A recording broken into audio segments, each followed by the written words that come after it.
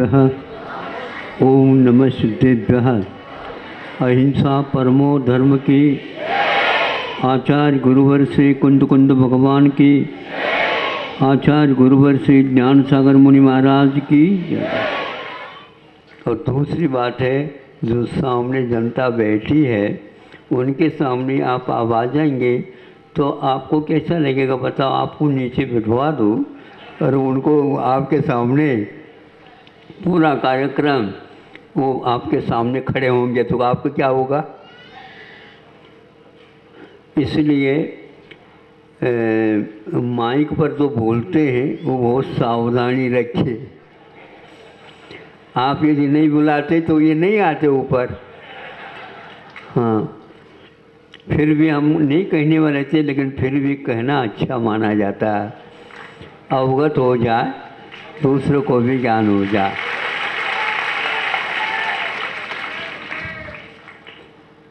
प्रसंग, एक बैल को उनके मालिक ने चरने के लिए अपने खेत में छोड़ दी और वह चरता चरता उस खेत को छोड़ करके दूसरे के खेत में जो अच्छी हरी हरी मुलायम घास आदि उग करके आए थी तो उसको खाता हुआ चला गया। ये शिकायत होने से कल से ये शिकायत नहीं होगी, ये हो गई तो हो गई। मालिक ने कहा अड़ोस पड़ोस वालों को, और दूसरे दिन उसके गले में एक रस्सी बांधी और लंबी थी वो रस्सी भी बांधी और बीच में एक खुट्टी गाड़ दी। अब वह बैल चरता जाता है किंतु पुनः वो हरी भरी उस ओर मुँह डालना चाहता है, लेकिन गले की रस्सी कहती है अपनी सीमा इतनी ही है।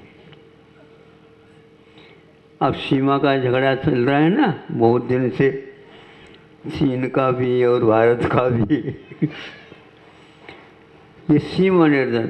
तो इस प्रकार वह बैल खाता जाता जो ही रस्सी की छोर आ जाती है त्यों ही उसको घूमना पड़ता। इस प्रकार वह चरवन घूमता जैसे खलियान बन जाते ना। खलियान जानते हो? बढ़ियाओं को क्या मालूम खलियान वो तो मालूम है। अच्छा, तो वह राउंड जो है चिन्ह पड़ गया। ये सीमा रेखा का बोध हमें हो, इसके लिए गले में मालिक ने रस्सी बांधी और ये इसी में ही हमारा खाने योग्य है और उससे बाहर हमारा वह नहीं है। तो वह बैल एक ही बार में समझ में आ गया ये हमारा मालिक का है, ये उनका है। उसके यदि वहाँ हम चले जाते हैं तो मालिक के लिए भी हमारे कारण अड़चन आ सकती आ जाता है। इसलिए यह हर जगह इस प्रकार प्रतिबंध जो किया गया है, यह एक बंधन नहीं है किंतु सब प्रकार के कष्टों से मुक्त होने के लिए एक अनुबंध है। अनुबंध जानते हो आप? ग्राहकों के साथ भी आप लोगों का अनुबंध होता है, जहाँ से आप खरीदते माल वहाँ पर भी अनुबंध होता है। सरकार से भी राज्य से भी आपका अनुबंध बोलो ना होता है। आप लोग स्वीकार करते हो? दुकान यदि चलाना है तो स्वीकार तो करना ही पड़ेगा। हाँ, नहीं समझे? दुकान यदि चलानी है तो वह अनुबंध आवश्यक है। ये बंध नहीं है, ये अनुबंध है। अनुबंध में क्या होता है कि एक प्रकार से बंध में तो कष्ट होता है और अनुबंध में कष्ट नहीं होता, राजी खुशी से स्वीकार कर लिया जाता है। तो हम आपको बंद की बात नहीं करना चाहते हैं। बंद तो आप लोगों ने मन चलापन के कारण बांध दिया, अनंत काल हो गया, खुल ही नहीं पा रहा है, नहीं समझे। अब आप कहते हैं महाराज हमारा ये बंद छूट जाए, ठीक कोई बात नहीं। यदि बंद छोड़ना चाहते हो तो हमारी अनुबंध स्वीकार कर लो।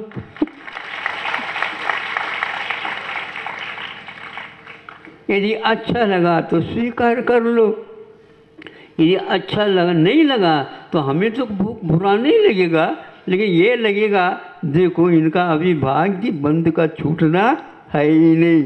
अनुबंध और बंध में इन लोगों को ज्ञान ही नहीं है, इसलिए कहना आवश्यकता। वह बैल एक ही दिन में समझ गया, नहीं समझे, फिर उस ओर मुख उसका चला नहीं गया। और दूसरा क्या है, उसी प्रकार आप लोगों को भी जीएसटी लागू कर दिया गया। ये क्या है, ये राजकीय या राष्ट्रीय अनुबंध है। इसके माध्यम से राष्ट्र में भी, और आप राष्ट्र में रहते हैं, आप लोगों के भी हित निहित है।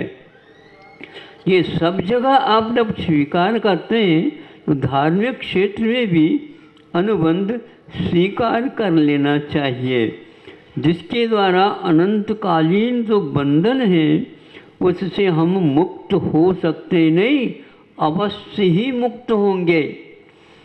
इस अनुबंध को मन से, वचन से, काय से, कृत से, काल से, अनुमोदन से, आस्था के साथ, उत्साह के साथ, जानबूझकर, बुद्धिपूर्वक, चाहे रात हो चाहे दिन हो, चाहे देश में जाए विदेश में जाए, कहीं भी जाए, इस अनुबंध को भूलना नहीं चाहिए। ऐसा अनुबंध जो हमारे अनंतकालीन बंध को मिटाने में कारण है।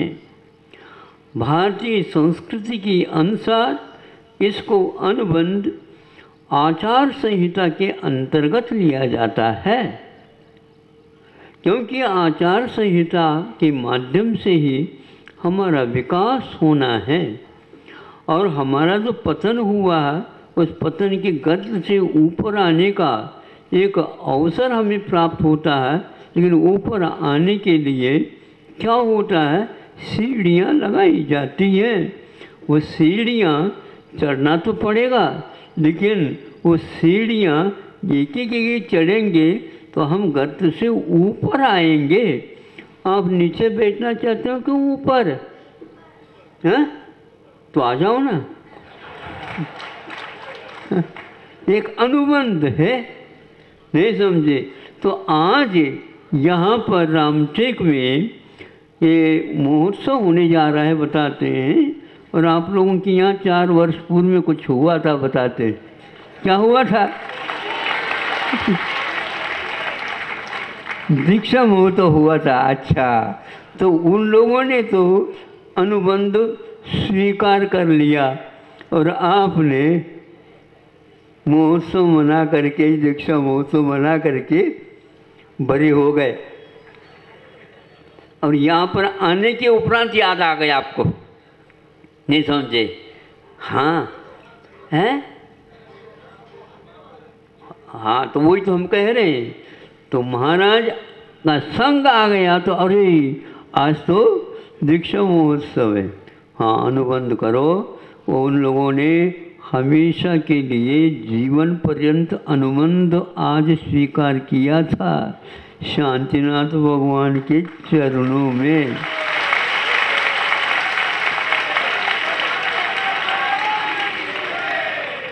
अब सबको ज्ञात रहना चाहिए, वो बंध काटने के लिए अनुबंध स्वीकार किया है। और बंध क्या होता है ये यदि ज्ञात नहीं हो तो फिर तो बहुत मुश्किल हो जाएगा। आप लोगों का विवाह होता है, विवाह हुआ है ना, क्या हुआ है? उस विवाह में भी अनुबंध को ही स्वीकार कराया गया है, याद है? 7 फेरी के साथ। हाँ, अब देखो अनुबंध में क्या क्या संकल्प लिलवाया है, ये आप लोग याद रखेंगे और दूसरा कोई याद रखेगा नहीं, क्योंकि उससे कोई मतलब नहीं रहता। इसके अनुसार चलेंगे तो हमारा हित निश्चित है। और उस अनुबंध से हम यदि आनाकानी करके इधर उधर बात करेंगे तो फिर बंधन मुक्त नहीं हो पाएंगे। यदि बंधन से मुक्त होना चाहते हो तो अनुबंध का अर्थ ये हो गया, संक्षेप से, व्रत है, संकल्प है, एक सीमा है, एक मर्यादा है, एक अहित से बचने के लिए और हित की ओर कदम रखने के लिए सुविधाजनक सीढ़ियाँ हैं अथवा पथ का निर्माण कराया गया। रात में भी पथ पर हम चल सकते, थोड़े से प्रकाश में भी हम चल सकते, किंतु बिना पथ के आप अपने पैर कहाँ रखोगे बताओ? या यहाँ पैर रखूं, कांटे हो सकते, कंकड़ हो सकते, भीतर और कोई भी वस्तु हो सकती है जिसके द्वारा हमारा पैर खराब हो सकते हैं आजीवन। इसलिए भले ही फेर न हो, क्या बोलते हैं, देर भले ना हो, क्या वो क्या बोलते हैं ना हम लोग, फिर हाँ, दुर्घटना से बली, ये सब सबसे अच्छा है। ये तो वाहन की अपेक्षा से कहा गया है, नहीं समझे? हम लोगों का जो वाहन इसको चलाते हैं हमारे लिए नहीं, दुर्घटना से बली, हमारे लिए नहीं। आप अंधाधुंध भगाते रहते हैं और हम अंधाधुंध भगाते ही नहीं इसको। हमारे वाहन केवल इतना है, होले होले चलने वाले हैं और भागे दौड़ धूप के साथ चलने वाले आप लोग हैं। आप लोगों का और हम लोगों का क्या मतलब, संबंध ही नहीं है, हमारा कोई अनुबंध नहीं है। आप यदि अनुबंध स्वीकार करना चाहते हैं तो हम भी स्वीकार कर लेते हैं। हाँ, हमारे यहाँ ये बताए, संकल्प लिया था, देखो ध्यान रखना कि मुक्त होना चाहते हो, कर्म काटना चाहते हो तो अनुबंध रखना श्रावकों के साथ। महाराज है श्रावक से तुम छोड़ कर के आए, वो तो मोह का था। श्रावकों से अनुबंध नहीं छोड़ना, कि श्रावकों के यहाँ प्रतिदिन जा सकते हो आप।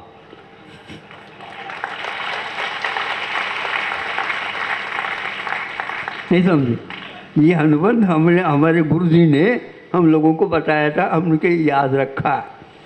कहीं भी चले जाएं कोई बाधा नहीं, वहाँ के श्रावकों से अनुबंध रहेगा, लेकिन बार बार नहीं, एक ही बार। और वो हाथ जोड़ करके विनय के साथ करता है तो अनुबंध, नहीं तो। और यदि निमंत्रण देता है तो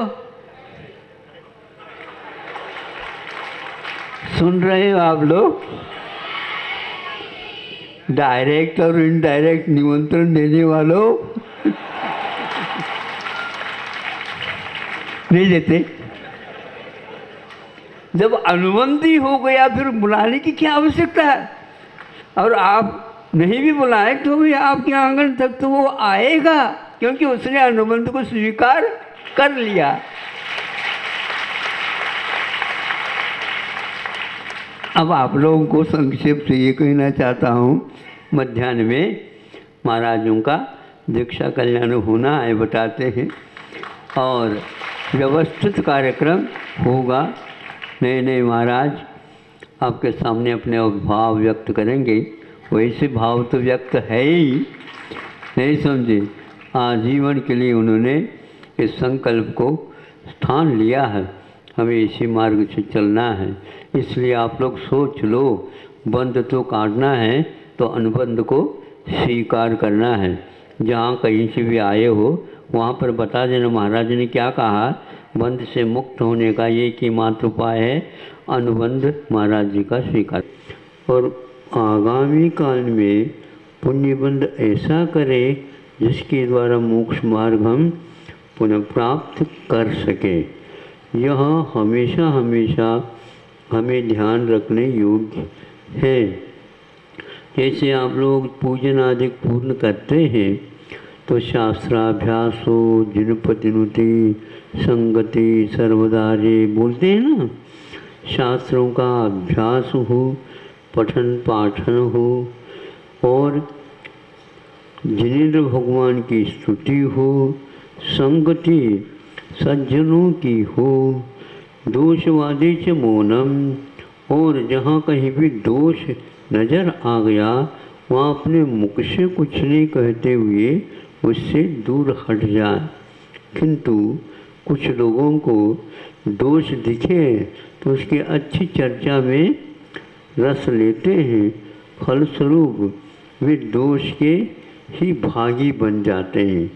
इसलिए अपने को जिस प्रकार अग्नि से बच जाते हैं, बचने का पुरुषार्थ करते हैं, उससे भी ज़्यादा मात्रा में हमें दोषों से बचना चाहिए। ये इसका तात्पर्य है। विरलः खलु स्वल्पः जनः पुण्यम, ये है ऐसा वो ऊपर का। जायते उत्पद्यते सर्व समस्तः एष प्रत्यक्षीभूतः जनः लोकः। ये है हमारे सामने जो लोक है, संसार है, प्रत्यक्ष में देखने को उपलब्ध होता है। क्या उत्पन्न होता वो? केन पापेन अशुभेन, अशुभ पाप के कारण ही ये संसार का चक्र चल रहा है। कीदृक्षेन दुष्कर्मवशेन, दुष्कर्माणि हि अशीति प्रकृतयः तेषां वशम् अधीनं यत्तत् तेन। दुष्कर्म जो होते हैं 180 होते हैं।